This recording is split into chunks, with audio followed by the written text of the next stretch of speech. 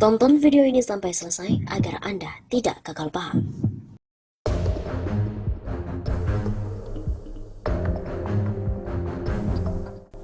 Sobat 651 Sama, kembali lagi bersama dengan kami untuk mengulas fakta-fakta berpolitikan dan juga informasi terkini di tanah air. Anak presiden tidak boleh disentuh. Ubaidillah dipolisikan oleh Ikatan Aktivis 98. Perwakilan Ikatan Aktivis 98 Emmanuel Ebenezer berjanji akan mencabut laporan polisi jika terlapor Ubaidillah Badrun sudah meminta maaf pada publik. Sebelumnya, Ubaidillah melaporkan dua anak Joko Widodo, Gibran Rakabuming Raka dan juga Kaisang Pangarep ke KPK atas dugaan kasus korupsi pada 10 Januari 2022. Kami akan cabut laporannya. Ubaidillah kawan saya juga, sama-sama aktivis 98. Kata Emmanuel di depan gedung SPKT Polda Metro Jaya Kamis 14 Januari. Ketua kelompok sukarelawan Jokowi Mania itu mengungkap alasan melaporkan Ubaidillah ke polisi. Dia beralasan agar tidak menjadi presiden buruk kepada masyarakat ketika seorang dosen melecehkan terhadap anak kepala negara. Kami khawatirkan jadi presiden buruk ketika seorang dosen ASN juga melakukan pelecehan terhadap anak kepala negara. Menurut Emmanuel, mengkritik kepala negara sah saja, namun tidak dibenarkan bila mengkritik pribadi atau anak presiden. Kalau mau kepala negara, dia kritik kekuasaannya bukan pribadi atau anak. Itu nggak mendidik secara politik. Emmanuel juga merespon pernyataan Gibran yang sempat menyebut tidak usah melaporkan Ubaidillah ke polisi. Menurut Emmanuel, itu hanya permintaan Gibran berbeda dengan dirinya. Itu permintaan Mas Gibran, kami beda. Gibran mencerminkan apa yang dilakukan bapaknya Jokowi. Jokowi juga begitu difitnah diam dan buah jatuh nggak jauh dari pohonnya.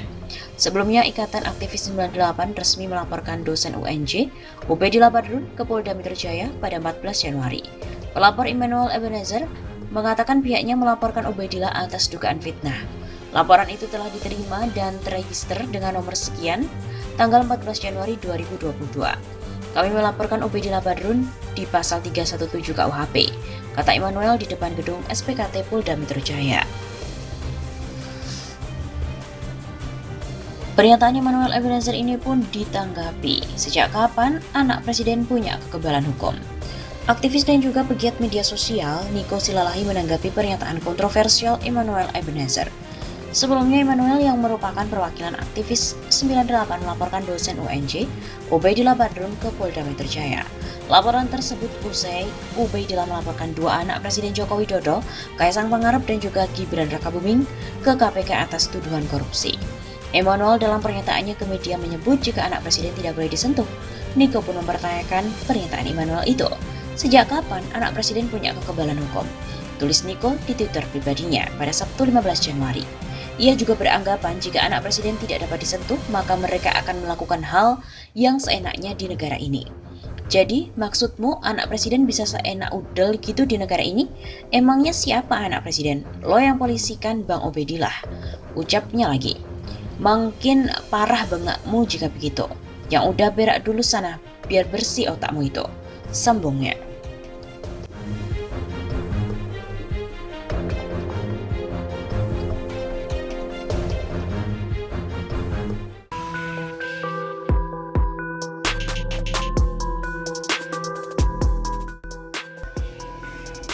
Gibran dan Kaisang resmi dilaporkan. Mereka meminta KPK untuk periksa Jokowi juga. Setelah resmi melaporkan Gibran Rakabuming Raka dan juga Kaisang Pangarep ke KPK, dosen Universitas Negeri Jakarta atau UNJ Ubaidillah Badrun meminta untuk Presiden Joko Widodo dipanggil agar diperiksa. Permintaan tersebut disampaikan langsung oleh Ubaidillah usai resmi melaporkan Gibran dan juga Kaisang ke KPK di Gedung Merah Putih di Jalan Kuningan Persada, Setiabudi, Jakarta Selatan pada Senin siang ini 10 Januari. Laporan ini terkait dengan dugaan tindak pidana korupsi dan atau tindak pidana pencucian uang berkaitan dengan dugaan KKN, relasi bisnis anak presiden dengan grup bisnis yang diduga terlibat pembakaran hutan. Ujar Ubaidillah kepada wartawan pada Senin siang 10 Januari. Ubaidillah juga menjelaskan bahwa dua anak Jokowi, Gibran dan Kaisang, bersama dengan anak petinggi PT SM, bergabung membentuk perusahaan yang mendapatkan kucuran dana penyertaan modal. Dugaan korupsi, kolusi, dan nepotisme atau KKN yang diduga menjerat anak Jokowi tersebut dianggap oleh Ubaidillah sudah sangat jelas karena perusahaan baru bisa mendapatkan suntikan dana penyertaan modal dari perusahaan Ventura jika tidak adanya pengaruh anak presiden. 2 kali diberikan kucuran dana angkanya kurang lebih 99,3 miliar rupiah dalam waktu yang dekat. Dan setelah itu kemudian anak presiden membeli saham di perusahaan yang angkanya cukup fantastis, 92 miliar rupiah. Dan itu bagi kami tanda tanya besar, apakah seorang anak muda yang baru mendirikan perusahaan dengan mudah dapat mendapatkan penyertaan modal dengan angka yang cukup fantastis kalau dia bukanlah anak presiden. Ubaidillah juga meminta KPK untuk menyelidiki agar membuat terang benderang dugaan KKN ini. Bila perlu, Presiden dipanggil untuk menjelaskan posisi tersebut. Dalam laporan yang sudah diterima oleh bagian pengaduan masyarakat atau Dumas KPK ini, Ubaidillah membawa sejumlah bukti berupa dokumen perusahaan serta pemberitaan adanya pemberian penyertaan modal itu. Dan kemudian kita lihat perusahaan-perusahaan yang dokumennya rapi itu memang ada tokoh-tokoh yang disebutkan, yaitu Gibran dan juga Kaesang. Pungkas Ubaidillah. Seperti diketahui, dua putra Presiden Joko Widodo, Gibran Rakabuming Raka dan juga Kaesang Pangarep, dilaporkan ke Komisi Pemberantasan Korupsi atau KPK. Laporan itu dilayangkan oleh aktivis 98 yang juga merupakan dosen Universitas Negeri Jakarta, Ubaidillah Badrun, dengan didampingi kuasa hukumnya. Laporan ini terkait dengan dugaan tindak pidana korupsi atau tindak pidana pencucian uang atau TPPU berkaitan dengan dugaan KKN relasi bisnis anak presiden dengan grup bisnis yang diduga terlibat dengan pembakaran hutan. Ujar Ubaidillah kepada wartawan di Gedung Merah Putih KPK, Jalan Kuningan Persada, Jakarta Selatan. Ia juga menjelaskan laporan ini berawal dari tahun 2015. Terdapat perusahaan besar PT SM yang sudah menjadi tersangka pembakaran hutan dan sudah dituntut oleh Kementerian Lingkungan Hidup dengan nilai 7,9 triliun rupiah. Tetapi kemudian oleh MA dikabulkan hanya 78 miliar rupiah. Itu terjadi pada Februari 2019 setelah anak presiden membuat perusahaan gabungan dengan anak petinggi perusahaan PT SM.